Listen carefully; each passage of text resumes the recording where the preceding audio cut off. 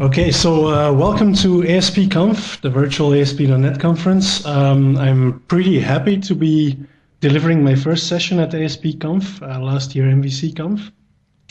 And the session is titled Brewing Beer with Windows Azure. So what I'm going to tell you about is, basically how you can build a website on Windows Azure, hook up temperature sensors, authenticate your sensors against your website, authenticate third-party API users against your website. So really a lot of topics in a session of 1 hour and 50 minutes, I think. If you haven't joined, please join the Jabber link you see on the slides in the left lower hand corner. You can ask questions in there. If you have comments, feel free to put them there. I'm monitoring this chat room during the talk, so if you have something to ask, just put it in there and I'll make sure that we can answer the question. Let's start by introducing myself. I am Maarten Maljouw. I work for Real Dolmen and I am based in Antwerp, Belgium. Now in Antwerp, and I see there's a couple of Belgians in the attendee list, so this may be interesting. In Antwerp, we have a saying where we say Antwerp is the center of the world. So I actually went to Bing and searched for Antwerp, and this is what I got. So Antwerp is indeed the center of the world according to Bing. So now you also know where I'm based and what time it may be here. I start at 4 p.m. the session. My focus is mainly on web, ASP.NET MVC, Windows Azure, SignalR, basically anything related to operating a website and building a website. I have been an MVP in ASP.NET. I've been a Windows Azure MVP for the past 2 years, and since this year, I'm also an ASP Insider. On those topics, you can find a lot of blog posts on my blog. I try to blog weekly or bi-weekly on those topics. On Twitter, I'm a little more active. You can find a lot of links to topics related to ASP.NET MVC, Windows Azure, SignalR, etc.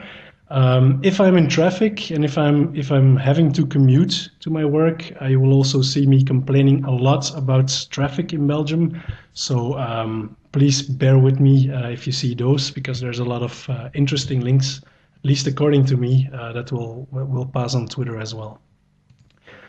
Also, I'm going to commercially plug some things I've been doing. I've been writing a book called Pro NuGet together with a colleague. If you're interested in NuGet, please go to Amazon, buy our book, so we can buy some additional beer ingredients and do some additional brewing there. We've also been building MyGet, which is a NuGet as a service site on which you can host your private NuGet feeds and add packages to that for use in your enterprise. Okay, enough commercials. Well, the agenda for today. First of all, I'm going to tell you a little bit about how you can brew beer and what brewing beer is all about. Afterwards, I will be talking to you about BrewBuddy, our application we've been building to manage recipes, manage your brews, etc. We've been building that one on top of Windows Azure websites, so I'm going to tell a little bit about that as well. I'm also going to talk to you about Service Bus and the access control service related to it, because BrewBuddy is our website on which you can also monitor your fermentation process of your brewing.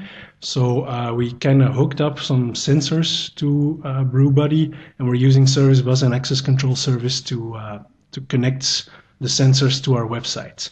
And also, since a lot of websites nowadays are exposing their data as an API, we also thought about building an API, so I'm also going to show you how you can do that and how you can securely expose it. Again, if you're not on Jabber, please join, because I will be monitoring the chat room over there. And if you have any questions on the session content, any remarks, feel free to post them there. And if I can do it, I will answer some questions during the session. So let's turn some water into beer. How do you brew beer? How do you go to a nice looking brown or white beer from water and from the ingredients you have available? Well, how I started my hobby of brewing beer, that was because of this guy, which is Wade Wagner.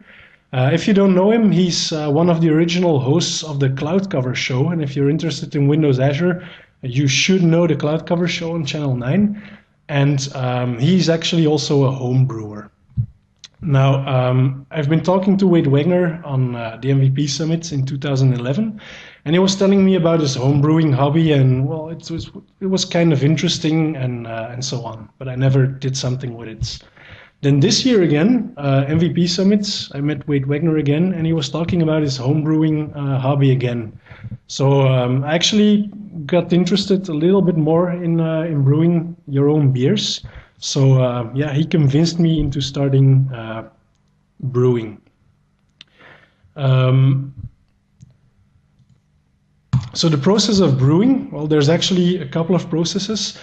There's roughly 2 ways of brewing beer. You can find on the internet some starter kits which contain cans containing malt extracts, and you have to add water to it, you have to add sugar to it, let it fermentate, and then afterwards you have your beer. Now the problem with that is it's not really your own beer.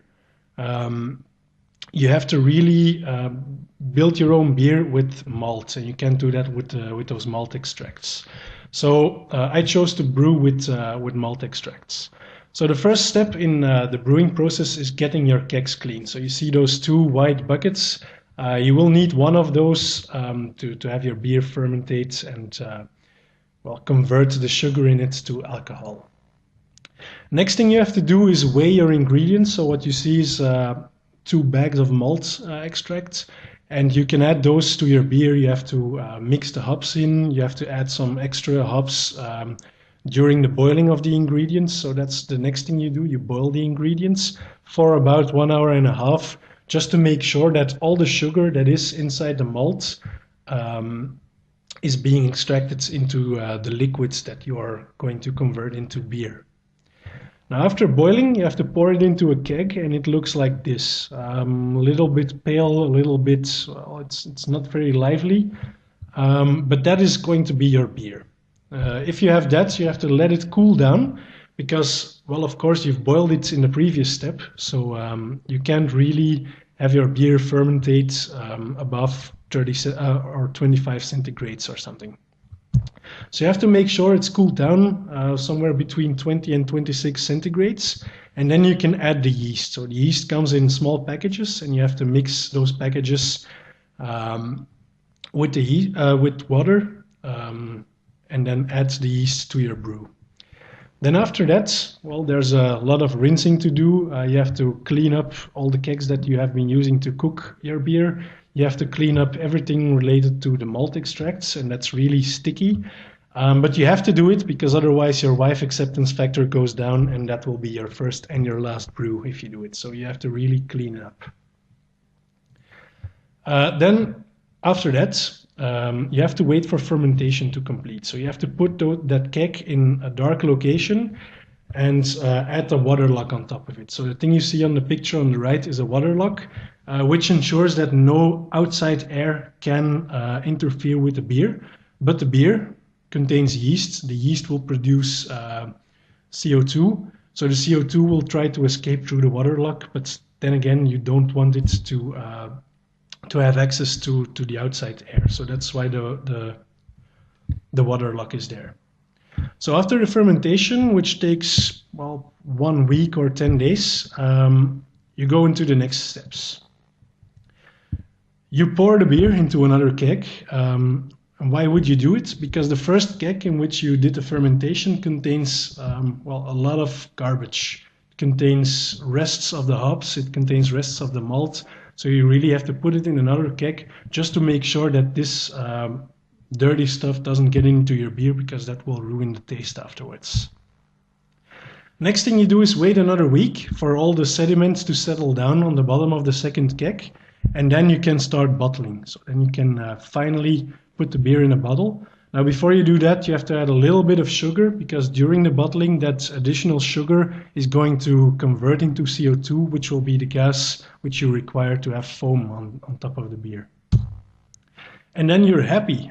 So you think you are happy. And the first time, this was actually my first brew, this picture. And I look really happy on the picture, because I was thinking, yes, the beer is finished. But afterwards, there's a really, really difficult part, which is waiting 6 weeks at least for the beer to age. More is better, but at least 6 weeks. So roughly brewing beer until it's ready to drink is about 8 weeks. So you have to think about that and well, maybe have a number of beers in the lagering phase, so you always have some beer that you brewed to consume directly. Now on the chat room, I see a question, and I actually have it on my slides as well. What does this have to do with Windows Azure? Nothing yet. Panayotis, a colleague of mine, also a Windows Azure MVP, and we've been building BrewBuddy.net, which is really a website to Azurify the home brewer. We do social brewing. So what we do on this website is we have some public recipes. So if you have a beer recipe, you build your own beer, you can publish your own recipe on our website. People can see it. They will be able to rate it afterwards and stuff like that. So really social brewing. Also, if you want to keep track of your own recipes, you can publish them on BrewBuddy as well, but as a private recipe, and they will not be available to the general public, but you can still track your own recipe. Now, based on one of those recipes, either a public one or a private one, you can create your own brew. So whenever you are starting the process of converting water into beer, you start a brew, and you can create a brew from a recipe. You can track the status, you can add comments, and you can link a sensor to it to keep track of the temperature during fermentation. So let's give you a quick demo about BrewBuddy. So let's go to brewbuddy.net. Here's our website. You can go to it on www.brewbuddy.net, and you will see this one. We have a nice welcome page with a nice hero unit. There's public recipes on there, so you can see a Rochefort-inspired dark strong on there, which you can copy to your own recipes, which you can brew. Basically, you can do anything with it. This is a public recipe. Now, I can also go and log in using my username and passwords. And I can log in, and once I'm logged in, I have my own recipes as well. So I can create my own recipes. I can create a new recipe. I can edit a recipe. It supports Markdown, so for the ingredients, for example, or for the instructions, you can add Markdown, and that will render nicely on your recipe page, and you can choose to publish it in the public recipe gallery as well. So let's save it, and then you'll see this one. Next thing I can do is brew it, and then I will be able to create a new brew from this one. I already have some brews, and you will see that I have finished 3 brews already. I can look into it, I can add some comments in there, I can track the status. And also, if I link a temperature sensor to it, you will see a nice temperature profile of the temperature during fermentation. Now, if you see this on our website, on your live beer, if you see this, you are brewing Heineken. That's Dutch beer. In Belgium, we don't like Dutch beer. Actually, I'm wondering if anyone likes Dutch beer. But yeah, this is the temperature profile for a Heineken. So you don't want to see this during your actual brewing process. You want a nice flat line coming in there. So that's our website. It's still pretty basic, but the basics are there. You can track your brew, you can track your recipe, so you can actually use it today to track your home brew. Also on the chats, I see Dutch beer shouldn't even be allowed to be called beer, so I agree with that. I'm pretty sure the Dutch don't agree, but then again. Okay, so the architecture for our website is also pretty easy. We have our public website running on Windows Azure websites, which have been released last month on June 7th, I believe. And they allow you to publish your website from Visual Studio, from WebMatrix, from wherever you want to publish it. And it's really easy to use them, but it's also really cheap to use them. Now, within those Windows Azure websites, if you require a database like us to store your recipes and to store your brews, what you can do is basically have SQL Compact Edition in there and host your database in Windows Azure websites as well. We decided to not take that route, and we decided to use the SQL Azure database to store all the backend data. So you can combine Windows Azure website with the SQL Azure database without a problem, but we just wanted to make sure we had a real SQL server sitting in the back instead of just SQL Compact. On the other end, we have some sensors, which can be whatever. On my PC, and you will see that one later in the talk, I have, well, I can actually show it. I have this nice beer icon here on my lower right in my task tray. And this one is actually monitoring my current brew. And that's a Windows Forms application just sitting in my task tray.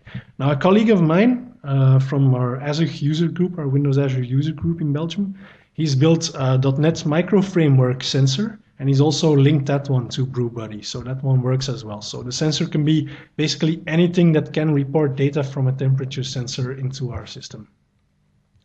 Now, how does it report data into our system? Well, using a service bus topic. So Windows Azure has this concept of service bus, which is a service that you can use to queue messages. So what the sensor does is it just throws in a lot of data. So every 20 seconds, it will put its readings into a service bus topic, which will collect all that data for me. Then on the other hand, we have a worker role sitting in Windows Azure, which is collecting the data from the service bus topic and writing it in an aggregated form in our SQL Azure database. So if you go to the website, the temperature readings that you are seeing are not real time. Those are averages over 10 minutes, while the sensor is reporting data, I think 3 or 4 times a minute. So our worker role is really aggregating that one and putting it in our database. So Windows Azure websites. Well, Windows Azure websites are new in Windows Azure. And for those of you that have experimented with Windows Azure before, you might have noticed that before you had to build your own application and deploy it in a Windows Azure hosted service, which is really a virtual machine dedicated to you. Now, not every application requires a complete server to run. Also, if you wanted to run Node.js or PHP, you had to do some tricks to get that running in there. And really, if you want to start small, if you want to start a small website like we did, you don't want to have a complete virtual machine reserved for you. Windows Azure Websites also allows you to deploy within seconds using FTP, JIT, or TFS. Whereas if you use the platform as a service component, the hosted services you may have experimented with, you may have noticed there that you have to wait up until, well, 10 to 20 minutes before your deployment is finished. That is because that service is really deploying a complete virtual machine for your application. While with Windows Azure Websites, you're really just hosting your website in a shared environment, pushing to it, and it's literally up and running in seconds. You can start for free, and then after that, you can scale up as your traffic grows. So you can scale up by hosting your application on multiple shared machines, but you can also host your application on a reserved instance and really grow as your website grows as well. So Windows Azure Websites, by default, if you deploy something in there, you will have one shared instance. That instance is not for you. There's a lot of websites on there. So if I host my website on there and you host it in there, there is a chance that both of our websites are on the same virtual machine in the Windows Azure Data Center. I can also scale it. I can move to 2 Windows Azure website instances, and then my website will be deployed on 2 virtual machines sitting in the Windows Azure Data Center, but still in a shared environment. The resources are shared with other websites as well. Now, if that's no longer enough, I can also switch to reserved mode. And if I switch to a reserved instance, what will happen is that the Windows Azure Data Center will spin up a virtual machine for me, and my website is moved to that reserved instance. So at this moment, I really have a complete web server running for my website on there. With those reserved instances, I can also scale. I can change it to 2, and my website will be running on 2 instances in there. So it's really easy to scale out. And actually, it's also really easy to scale up if you want to do that. You can really very easily switch from 1 CPU to 2 CPUs to an 8-core machine if you really require it. Also, if you host multiple websites afterwards, your websites will all end up on your reserved machines. No websites from other users, but your websites will end up in the same virtual machines. It's a perfect ramp up if you want to start small. So if you're a startup and you're a really small business, Windows Azure websites are cheap. In fact, for now, you get 10 websites for free on Windows Azure. And from the moment your website starts growing big, from the moment you start gaining traction from the internet, you can scale up to 3 reserved instances for your websites. And if that still is not enough, you can switch to the hosted services and run in the platform as a service business, and you can really scale at will in there. So it's really easy to start cheap, really cheap, and then grow big the moment you require it. So let's give you a quick demo on Windows Azure websites. I'm going to log out from BrewBuddy, and let's go to the new Windows Azure management portal. You see BrewBuddy is running here under websites. I'm simply going to create a new website there. So let's say new website, quick create. You can also create one with a database, even MySQL. And I'm going to create a new one called aspConf. Let's hope that still exists, yes. And create a new website. Now this process will take a couple of seconds. You see it's still creating the website, but after a couple of seconds the website is ready and I can already navigate to it. So if you go to aspconf.azurewebsites.net, you will see this website that I'm creating. Of course, there's no content over there yet. How you can publish to this one? Well, you can use TFS, so you can publish directly from your TFS server to Windows Azure websites. You can download a publish profile, which you can use in WebMatrix or in Visual Studio, or you can set up Git publishing, or you can even use FTP to publish your website on there. I'm going to select Git, and what will happen is that a Git repository is created for my websites, and I will be able to use this one to publish my website. So if you have a couple of seconds, my repository has been created, and I can now push my website to this URL on there. So what I'm going to do is create a quick website. Let's open Visual Studio, create a new project in there, a new simple web application, ASP.NET. Let's create it. I'm not going to add anything in there. I'm just going to create a blank new and deploy that one to Windows Azure websites. So blank new project created. I'll add aspconf in the text. There we go. The thing I'm going to do is go to my folder in which I created this website, open up a command prompt, and because I'm lazy and I don't know all the commands by heart, what I'm going to do is just copy all the commands from here, initialize my Git repository, commit my, my current application to my Git repository,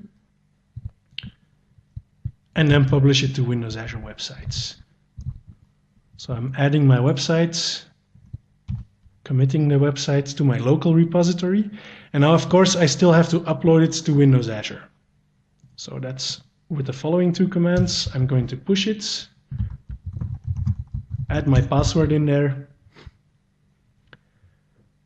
and this one will be deploying to my Git repository. In the background you will also see that this Git repository screen will change. So from the moment my website has been uploaded to Git, you will see that my website's control panel, the portal on there, is starting to act crazy. So we've deployed, and you will see that the screen changes. It's saying deploying right now. And after a while, it will say this is the active deployment. So right now, if I go to my website, click this URL, you will see that my website is on there. Nope, that's not the one. There we are. Welcome to aspconf deployed through Git. Now what's interesting is if you go to this deployment screen, you will see the steps that have been taken. I have deployed my application through Git without compiling it. And what you see is that my website project has been built by Windows Azure. So I can just upload my source code and Windows Azure will deploy it and compile it. Now what's also interesting is I can even add unit tests, and if one unit test fails, the deployment will not take place and my old website will still be up and running there. With websites, I can also monitor my website, so I can see the average CPU times, I can see the number of requests coming in, the data out, the data in, HTTP errors, and so on. I can tweak the configuration, so I can switch the .NET Framework version if I want to. I can turn off PHP or not. If I want to run PHP, for example, I simply upload some PHP files using Git or FTP, and this one will be running on my Windows Azure website. I can also specify a host name. Now, currently, because it's still a preview, you cannot add a custom host name to one of those shared websites. So you have to switch to a reserved website if you want to use a custom host name. But I'm pretty sure that probably in the final version you will be able to add your own host name even to a shared instance.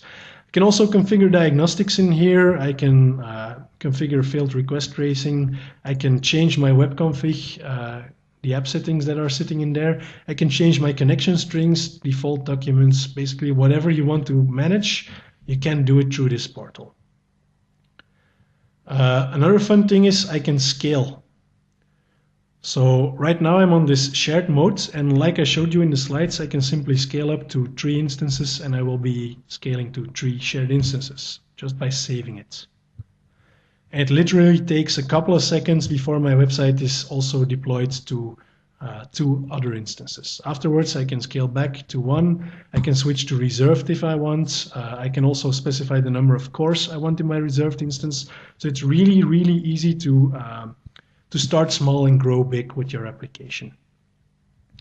And if you no longer need your website, well, you can simply click the delete button, and your website will be gone again in seconds. So it's really, really powerful concepts using those websites, and it's really fun that they do the build of your application for you and keep track of unit tests with that. Okay, sensors. So we deployed our website, and it's just a regular ASP.NET MVC website, ASP.NET 4, using Twitter Bootstrap, with a small customization in the hero unit, so you saw the beer background.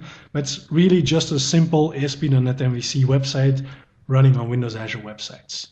Now, for those sensors, I want to connect them to my application as well. And I'm going to use the service bus for that and the access control service to keep track of who can connect to my service bus and who can't. For those of you who don't know Windows Azure Service Bus, Windows Azure Service Bus has 2 main features. The first feature is the relay, in which you can relay WCF services through the Windows Azure Service Bus. Second feature, which we are using in BrewBuddy, is the feature of queues, topics, and subscriptions. So if you are using the relay service, here's a situation where you would use a service bus relay. You have a client, you have a service, or you have multiple clients and multiple services, whatever you want. And those are firewalled. Your client can't access the service directly, and your service can't access the clients directly. What Service Bus Relay does is it offers you some additional bindings for WCF, and it enables your client to connect to an endpoint in Windows Azure Service Bus. Also, your service will connect to Windows Azure Service Bus, and this one goes through most firewalls. If you have HTTP or HTTPS access to the outside internet, your service will be able to connect to the Service Bus Relay.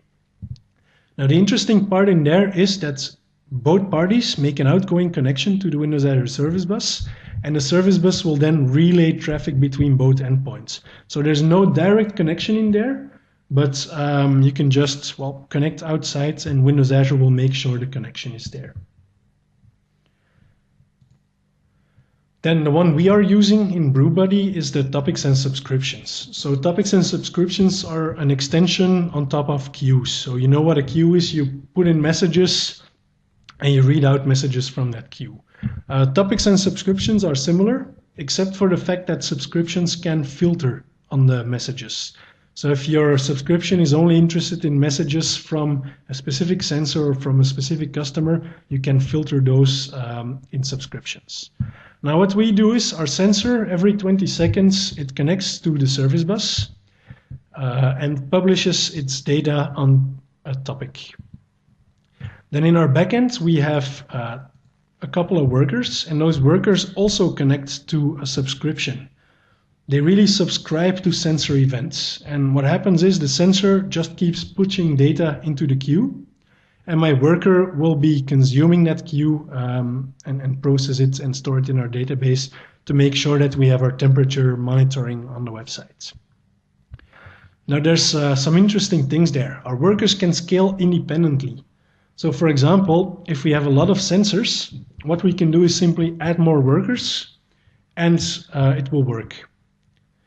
They can also scale down. So if we have a lot of sensors and we want to reduce our costs, we can simply remove some of those workers. And what will happen is the queue will contain more messages because it will take longer to process all those messages in the queue. But my worker will still be able to handle the load in its own pace, so I can scale independently. I can also fail independently. If one of my workers goes down, no problem, messages will remain sitting in the queue if I only had one worker. If I have multiple workers, no problem, that one worker's work will be taken by another one of those workers. I see a question on there. Do you know if the Azure team is planning any Azure management add-ins for Visual Studio? Well, if you install the latest Windows Azure SDKs in Visual Studio, you will see that there's some sort of management and there's a basic form of that's being created, but it's not yet as big as with Amazon, for example. But they're working on something. Okay, back to Service Bus. So workers can scale and fail independently from each other. And as you've seen in our architecture, our sensors connect to the service bus directly as well. So there's no layer in between. What you would typically think you would do is you have your sensor, it connects to your website, to a WCF service or an API or something, and that website will actually put the messages inside a queue. Now that's fine if you have just a handful of sensors. But if you have a lot of sensors, that layer will become your bottleneck. Because the sensors will send all that data to your website, and your website will have to handle the load from all those sensors. So if you have 1 million sensors, for example, you will have to have a lot of web roles running just to copy the sensor data from an incoming request to the service bus queue. So we decided to not use a layer in between and have the sensors connect directly to Windows Azure Service Bus, which makes it cheaper for us because we don't have to scale our websites for every sensor that's being added. But it's also, well, Service Bus has been designed for scale already, so why not make use of that one? So let's just use the Service Bus directly from within our sensors. Now, what about authentication and authorization? Well, if you want to connect to Windows Azure Access Control Service, you will have to have some form of authentication in there. So by default, the Windows Azure Service Bus is connected to the Windows Azure Access Control Service. And whenever you want to connect to the Service Bus, you will have to request a token to access the service from Access Control Service. Service Bus will use that token to authenticate what you can do. So there's typically 3 claims that you can have on Service Bus, which are, first of all, send, second of all, read, and the third one is manage. So you can really decide which user or which sensor can do which operation on the Service Bus. So it would be nice if we just had our sensors connected to the Service Bus and just give them the send claim. So not the read or the manage claim.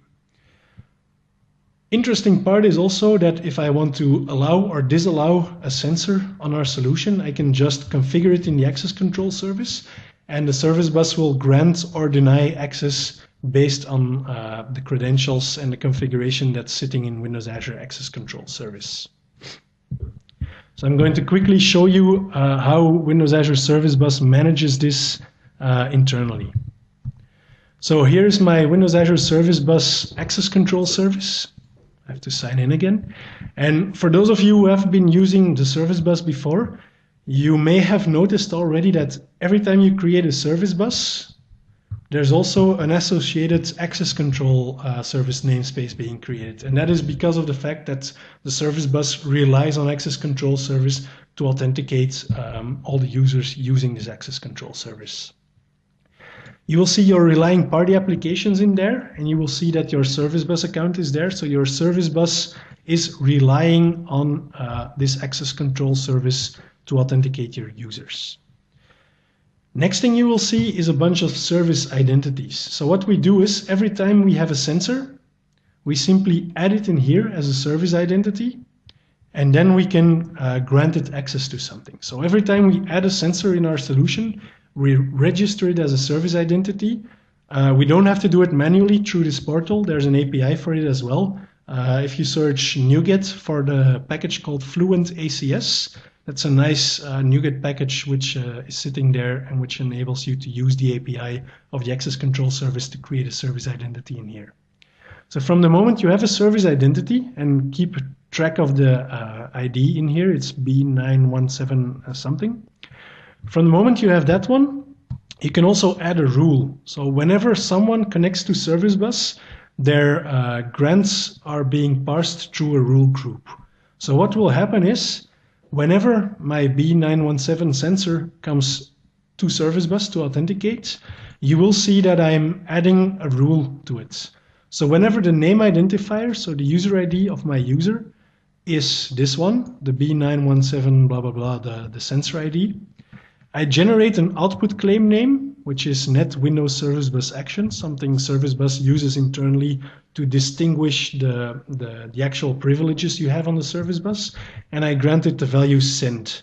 So every sensor I add is being parsed through this rule group, and the rule group will add a send claim for that sensor in its claims that it uses to connect to the Service Bus.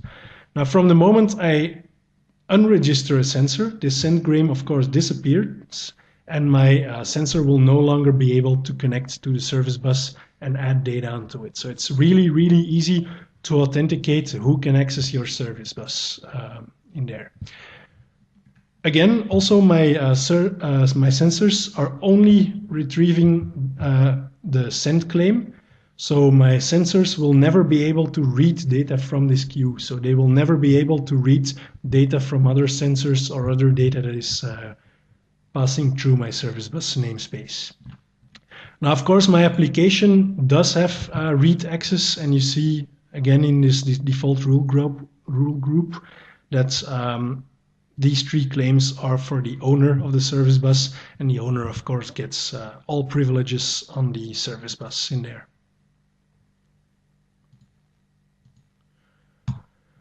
Okay, so the architecture becomes a little more complicated.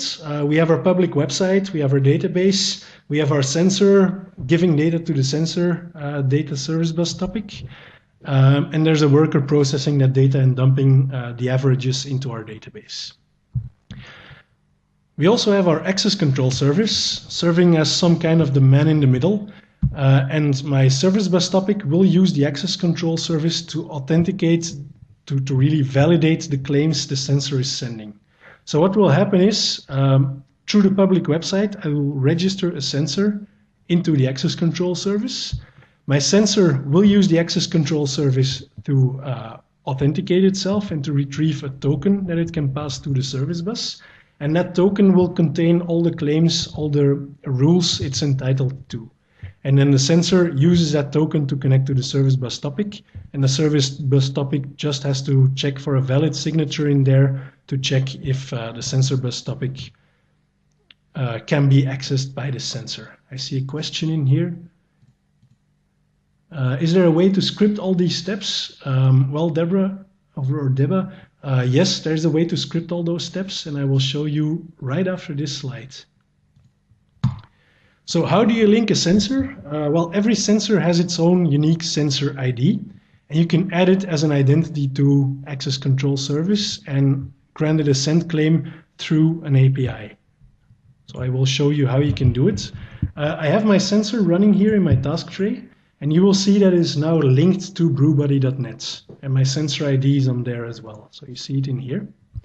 Now what I can do is use that sensor ID and go to BrewBuddy again. So let's go to BrewBuddy. Let's log in. There we go. And my sensor is currently linked to one of those brews. I think it's this one. Yes, and I can unlink this sensor. Now, if you recall, in my Windows Azure Access Control Service configuration, you see my service identities. and my sensor ID is in there. Now let's unlink this sensor. Yes, I'm sure that I want to unlink it. And you will see that the service identity is now gone. And in the rule groups, you will also see that there's no more rule for that specific sensor. Fun thing is also, if I click on my sensor, you will see that it's no longer linked to brewbuddy.net. So the fact that I revoked that send claim through the access control service basically notified my sensor that it's no longer linked to brewbuddy and that it should not send data to any brew. Now, of course, I can go to my recipes again, brew one of those Rocheforts, which is, by the way, an excellent beer. Belgian beer, of course. It's fermenting. I can save it. I can link a temperature sensor to this newly created brew, link the sensor. And again, you will see in service identities, my sensor ID has been added again, and my sensor is now linked to brewbuddy again. So it's really, really fast. And you now also see that my worker role, I'm going to show it, is now processing messages coming in from this sensor. So it's really, really easy to manage your service, your access control service namespace from within code. So I will show you the code for this one as well. So if I go to my brew solution, I have a brew service in there, which is this one. I'm going to make my screen a little bit larger. And my brew service has a method called link sensor and unlink sensor. So what happens if I link a sensor is that I'm connecting to my service management namespace, and I can do that using a service management wrapper, which comes from the excellent NuGet package called Fluent ACS. So if you want to install that one, that's install package Fluent ACS. Now this service management wrapper takes 3 parameters, your service management namespace, of course, one of those service identities who has a manage privilege, and one of those service identities private key to connect to this management namespace. From then on, this client is simply an OData proxy. So in there you can query the rules and check if there's already an existing rule containing an existing sensor. You can create a new identity like this. So I create a new service identity. I give it a description. The name will be my sensor ID. I also add a service identity key, which is just basically some sort of password for my sensor. I can give it a start date and an end date. So whenever my sensor tries to connect to my application, within 2 months my sensor will be revoked access to my service bus namespace. Afterwards, I simply add those objects, save changes in batch. I can add the claims, so it's really easy to just programmatically manage your Windows Azure Access Control Service namespace. And of course, because we are managing that one, we can simply make sure that our service bus grants or denies access for specific sensors.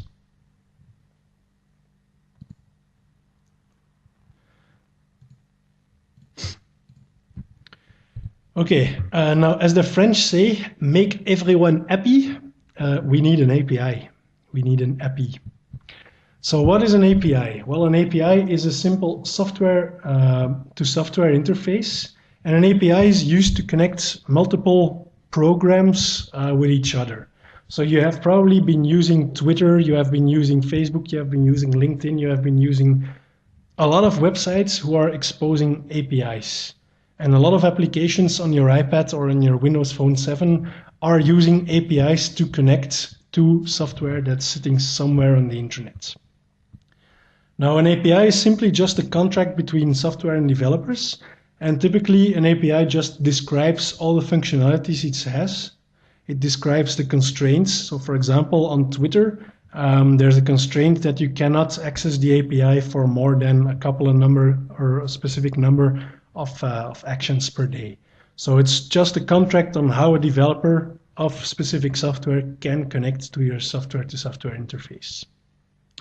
Now, the idea of an API is to open up your services to other developers, be it a public API on which you don't have to authenticate or something, or be it a private API. So what you can do is expose your data or expose your services on the internet as an API, and other developers can use it in their applications as well. Now, do you need an API? Well, for BrewBuddy, we decided we need an API. We are currently in a smartphone generation and a tablet generation, and everyone has a couple of screens, probably a computer, probably a phone, probably a tablet. I hear some sound on the live meeting as well. Let's just see if I can mute that one. There we go. The idea is we needed an API. Why? Because there's a lot of smartphones out there, there's a lot of tablets out there, there's a lot of computers out there, and most of those things are going to have an application to do something. Now, what I don't want to do is have my computer in my kitchen whenever I'm brewing. It would be nice if I just had a Windows Phone 7 application or an application on my iPad on which I can enter the initial readings of the brew that I'm creating. So why do you need an API? Well, simply to allow flexibility in providing content. You want to allow other people to build an application on top of your service and to really expand your service into multiple applications. So you can see this in the number of Twitter clients, for example. Yes, you can use the Twitter website, but you can also use a lot of Twitter clients on different mobile platforms to, well, basically send messages on Twitter. Why did they do it? Because they wanted to reach a larger scale than the one they had with their website. Not everyone is connected to a browser continuously, so you want to have a native application which is also able to work with your data and to work with your service.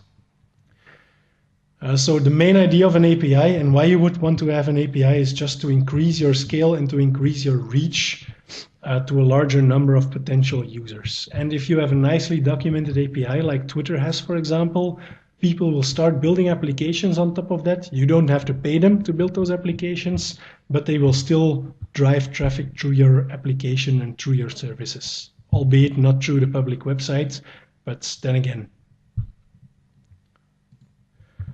So the idea is build richer applications and reach more people. If there's an application for BrewBuddy on all those platforms, I can imagine a lot of more people will be using BrewBuddy from their native device as opposed to just using BrewBuddy from within their browser. So what you want is a lot of platforms being able to use your application. Now, in the ASP.NET platform, you can use the newly created ASP.NET Web API to build your API. ASP.NET Web API is part of ASP.NET MVC 4, which is currently in release candidates, but it's stable enough to use in production, I think. And ASP.NET Web API is a framework to build HTTP services which expose RESTs. Now, the fun thing about ASP.NET Web API is that it's inspired on MVC. So the idea is you create a controller which has action methods that respond to certain HTTP methods. So for example, if I want to retrieve data, I will create a get method. I will implement a get method which users can call to retrieve data from my API. If I want to create an interface where people can post data, well, I simply respond to the HTTP posts verb, and my API will accept that request and do something with it and probably save something in my database. Another interesting part on ASP.NET MVC Web API is the fact that it supports content negotiation. So a lot of APIs out there are using XML. A lot of them are using JSON. What Web API does is it allows you to build your API, and based on what the user requests, so in HTTP there's a header you can send which tells the server what type of content you expect. Well, based on that header, people will, the API will respond to the request coming in, be it XML, be it JSON, whatever. There's also OData query support, so if you expose your API and you return an iQueryable from some API, your user will be able to query that iQueryable from within his browser. There's also model binding and validation and routing, just like with ASP.NET MVC. So you are able to build routes and to validate the model that's coming into your API. There's also action filters, just like in ASP.NET MVC. If your API requires authentication, for example, you can simply add an authorize attribute on top of that API, and your application will require users of the API to authenticate. I'm being notified that there's a question. Is there a way to script all these steps? Well, I think we've covered that one. If not, feel free to ask the question again.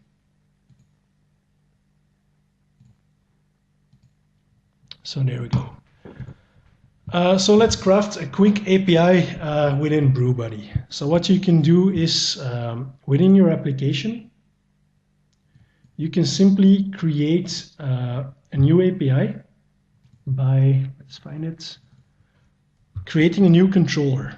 So every controller you want to expose as an API should inherit API controller. So let's say I want to create a class called sample controller.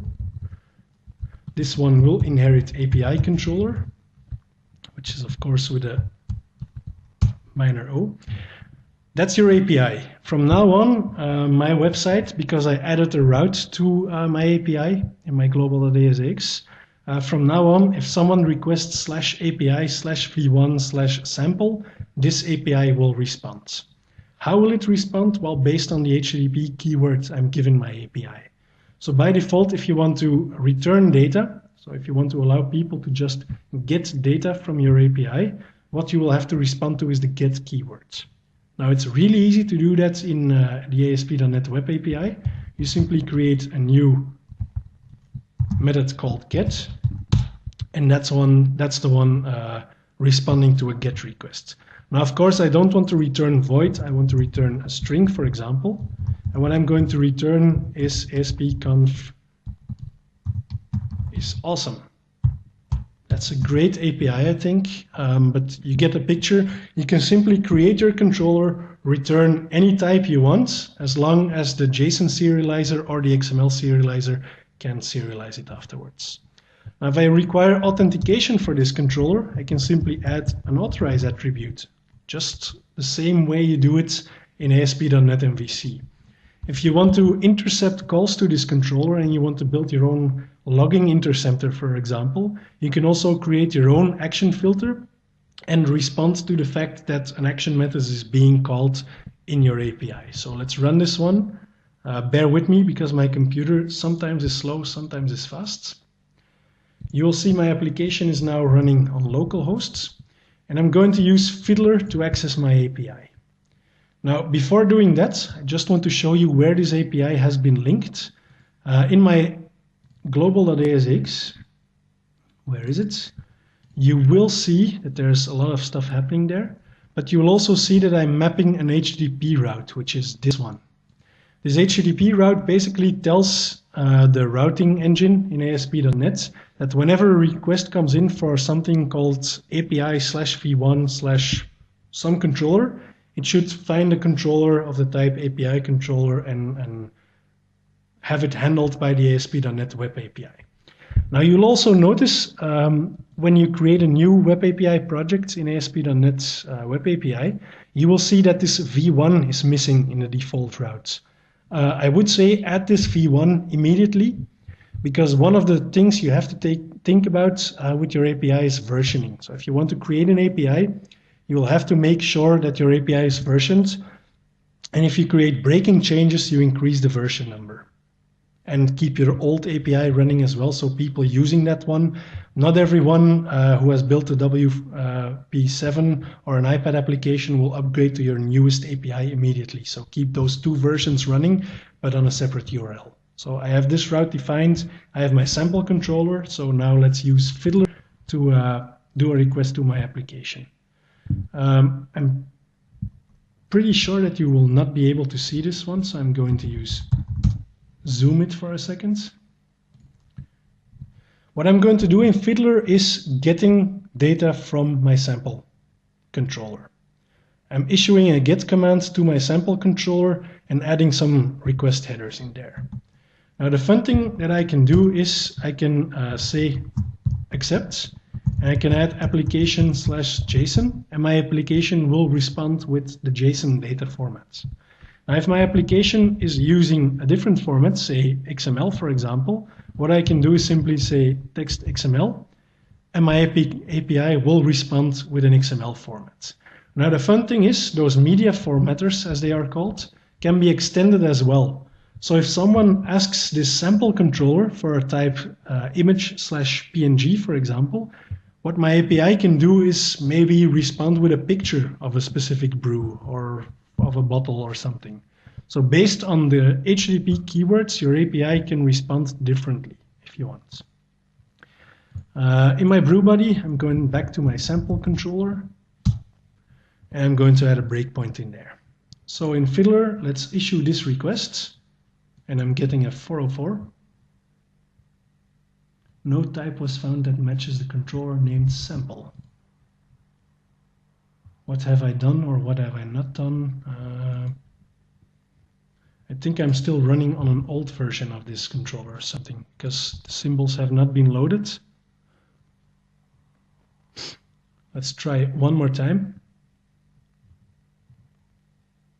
It may be because of the fact that my computer is sometimes a little bit crazy, so I'm going to issue that request one more time, getting a 404 again. For some reason, it's not discovering my newly created controller, and I think that has to do with the fact that I'm running my monitor, which is in the same project, etc. So I'm basically not able to update my application. But you get the picture. The idea is if I do a get to this API will respond using the get methods. If I want to post something to my API, well, it's as simple as creating a void called post, and well, if you want to accept a string called recipe, you can just do something with it as well. I'm seeing a comment called clean and recompile. Let's do that once. Not sure if it will work. Clean succeeded. Thanks, Joel, if this works.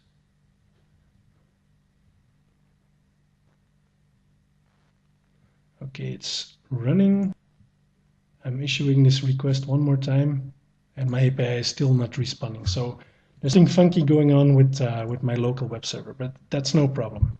Not a problem at all, because I have a working API as well, which I will demo in a second. Now, the fun thing about those APIs is it's really simple to build them, but how would you go with authentication?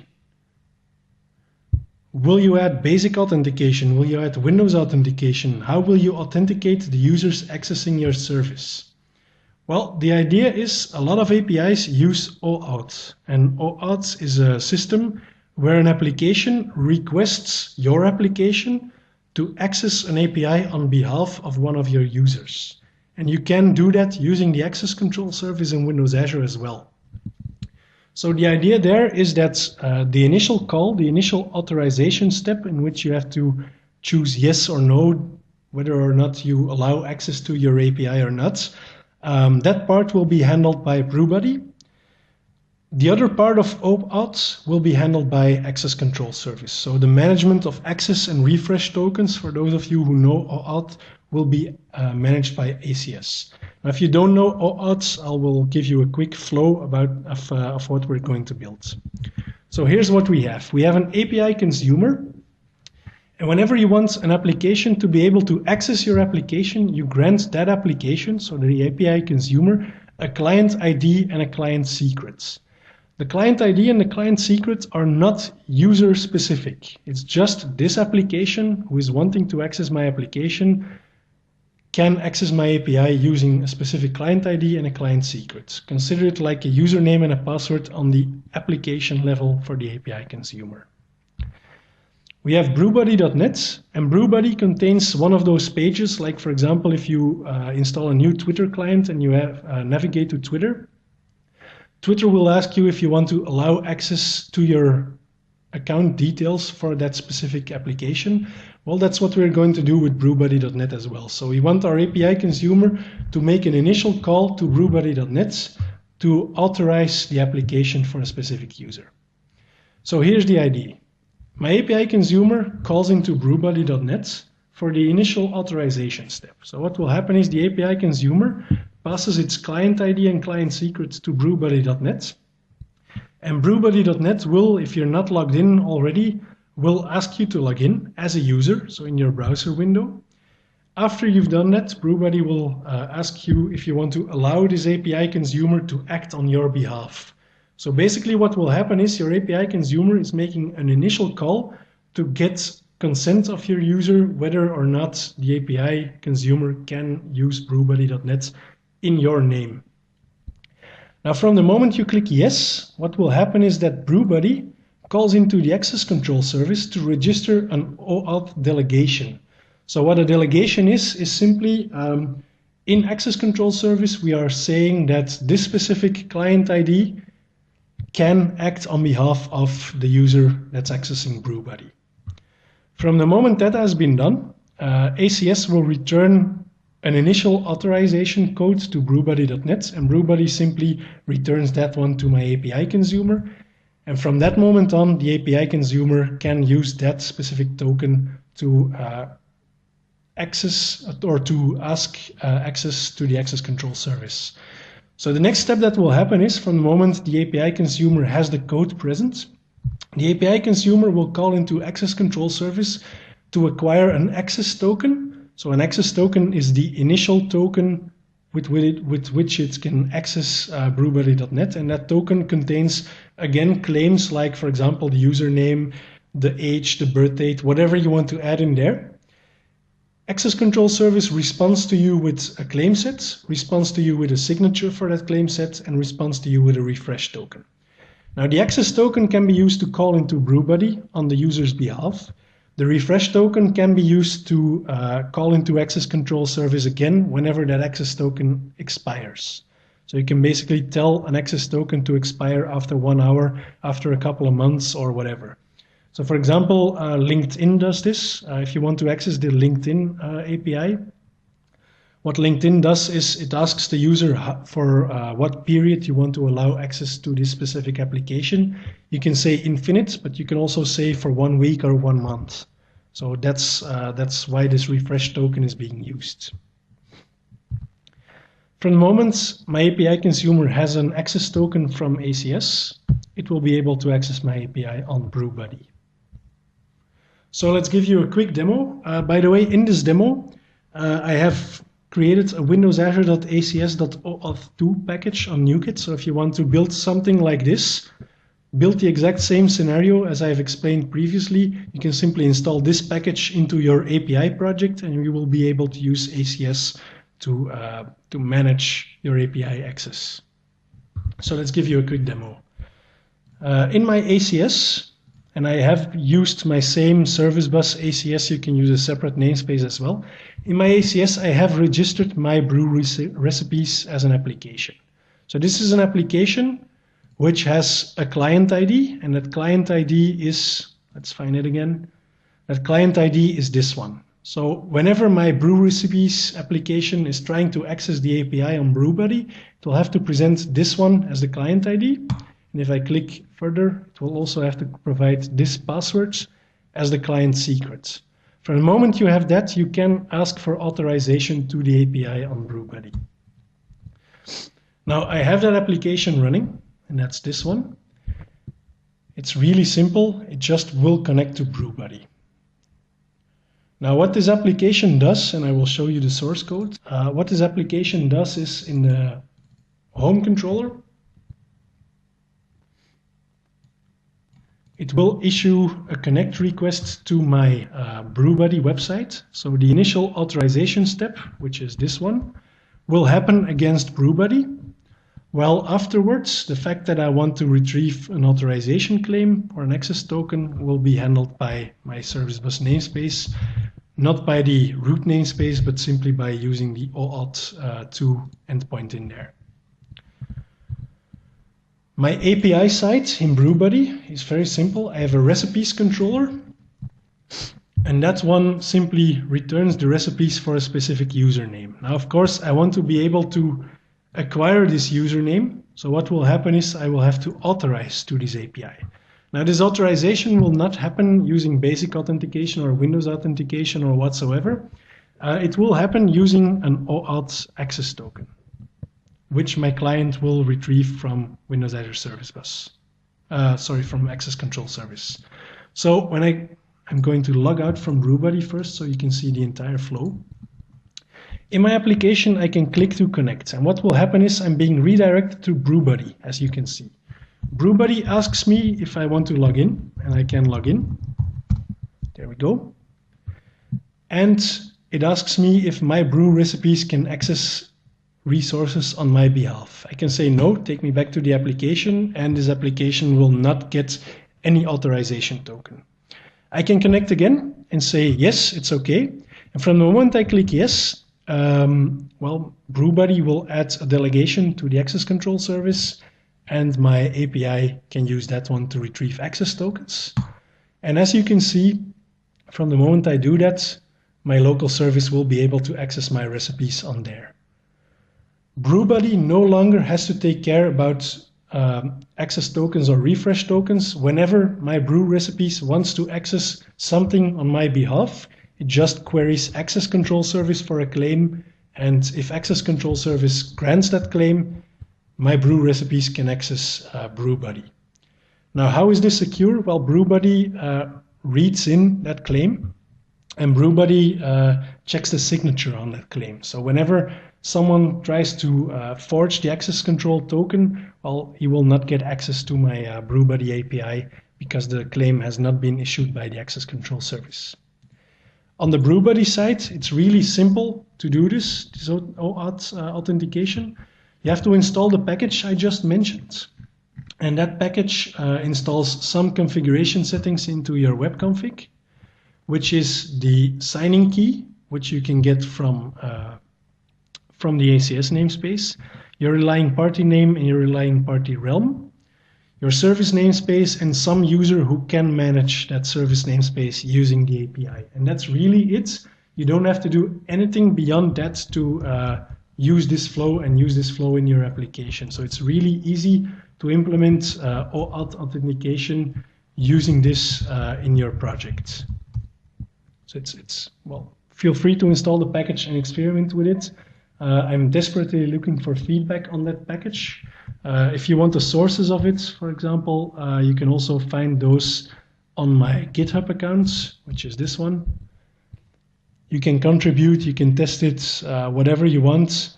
And there's also a manual on how you can install it into your application. So feel free to experiment with it. Okay, so we have a website running on websites. We have a worker role. We have service bus to authenticate sensors, and we have an API for BrewBuddy. So we're ready to go live. And if you want to be a home brewer, use BrewBuddy as you please. Keep in mind, Windows Azure websites are really easy to use. You can deploy to them using Git. You can deploy to them using TFS, using FTP, or whatever you want. They start really, really cheap. They start for free, in fact, currently, and you can scale them. You can scale on shared instances. If those grow too small for your website, you can scale them on dedicated instances. And if those grow out again, you can simply switch to Windows Azure Platform as a Service and host your application there.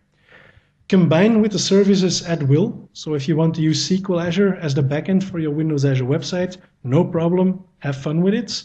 If you want to use the service bus, access control, or whatever, you can also use that one with Windows Azure websites. You can use the service bus for asynchrony and scale.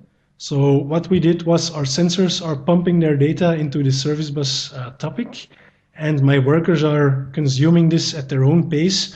If there's a lot of sensors and I simply have one worker, well, okay, the queue will grow and data will be less real time, but my worker will not crash because there's a high load on there. The queue will just simply queue all those messages and my worker will consume it in its own pace. The worker can also crash. Messages will simply stay in the queue and my worker can continue working afterwards. I'm using access control for devices. So devices have to register with access control before they are able to access the service bus. And you can automate that using the Fluent ACS package, for example, that's sitting on UKit. You can simply craft your own application code to instrument the access control service and manage your applications and your users that are sitting in there. We've also created an API using the ASP.NET Web API and the Windows Azure Access Control Service for OAuth delegation. There's a NuGet package for that. Feel free to ask me on Twitter how it works. Feel free to check my GitHub if you want to experiment with it. It's really super easy to protect your web API and to really delegate all the hard stuff to Windows Azure Access Control, and your website simply has to provide the yes/no button if it allows access to the API or not. I've also listed some related sessions on aspConf today. So there's an interesting one right after this one, I think, which is called Test First and Functional First with Web API. So if you want to know more about Web API, go to that one. There's an Ask the Experts panel on Web API, for example. Feel free to ask them questions as well. There's an Azure SDK session and an introduction to ASP.NET Web API later today. Tomorrow, there's a From Zero to Hero session on Windows Azure websites. So you will learn how Windows Azure websites work. If you've seen enough, feel free to check the Advanced ASP.NET Web API session. And afterwards, there's also a lightweight approach to building web-based APIs as well. With that, if you have any questions, feel free to ask them using the Q&A button that is sitting in live meeting, or to post them on the Jabber room. I see a question coming in. When publishing a website using Git, can you use GitHub, or does your repository need to be hosted on Azure? Good question. Currently, you cannot use GitHub. You have to host it on Azure. What you can do, however, is use GitHub for source control. And the moment you think I'm ready to deploy, you simply push to your Windows Azure repository as well, which will deploy to Windows Azure websites. If you navigate to my blog and search for GitHub for Windows, actually I'm going to do that one.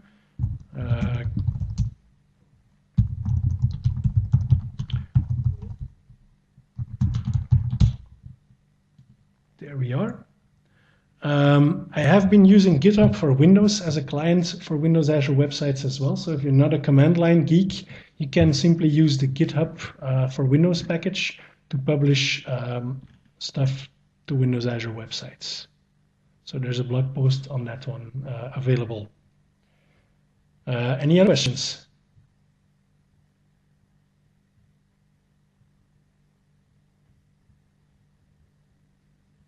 I don't see any questions coming in. Feel free to find me in the aspConf room 4 on Jabber, or on Twitter if you have additional questions. With that, I thank you for being here. Feel free to rate this session, it's on there. And if you need my blog, it's blog.maartenbaljouw.be. But the slides will be online afterwards, so you can find my blog as well. If you search my name, you will find it as well. Don't forget to rate my session. The link is on the slides here, and thank you for attending.